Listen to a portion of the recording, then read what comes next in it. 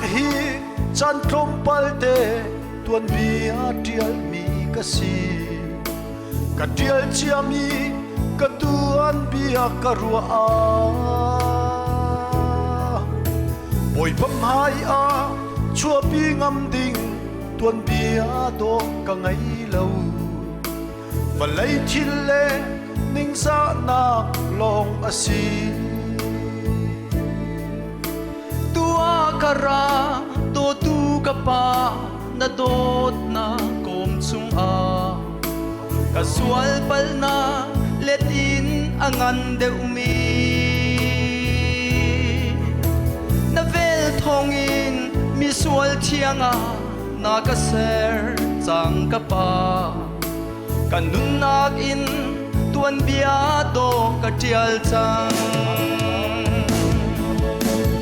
boy pa chua tha tha boy pa chua tha tha ka bayan kal mi chian tho mi cho mi ni kwan hu chang boy pa chua tha tha boy pa chua tha tha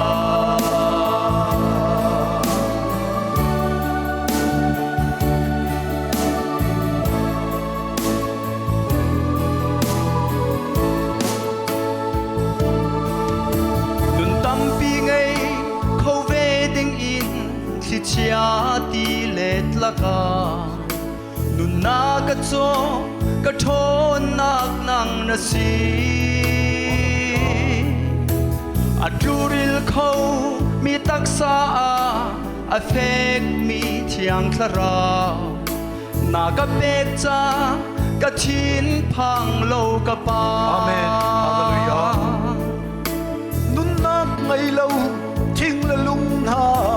ai a kai na ka thim chim la rel ding phim nak ngai man la ding bitak na si nun nak na si tum chok pa chian na si na min ha an her mi bia na kha don boy pa chua tha tha boy pa chua tha tha ka bayan kal mi chian tho mi cho mi ni kwan mu chang boy pa chua tha tha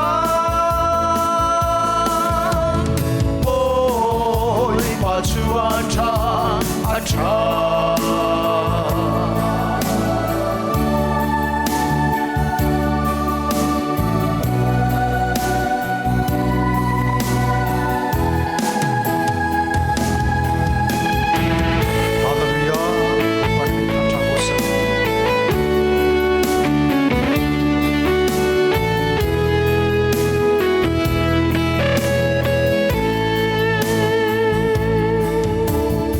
sa thiên lung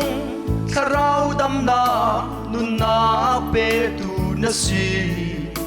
na sun par na alang kho nak cha mi zo andam mi chi an tho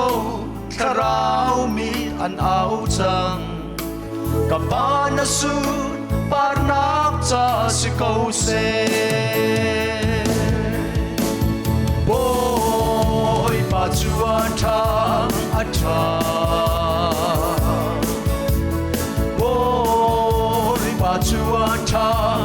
tha ka bayan kal mi chian tho mi cho mi ni kwan mu chang boy pa chua tha tha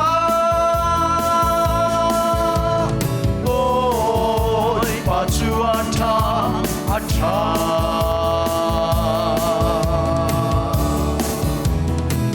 boy pa na supa na choko sa amen.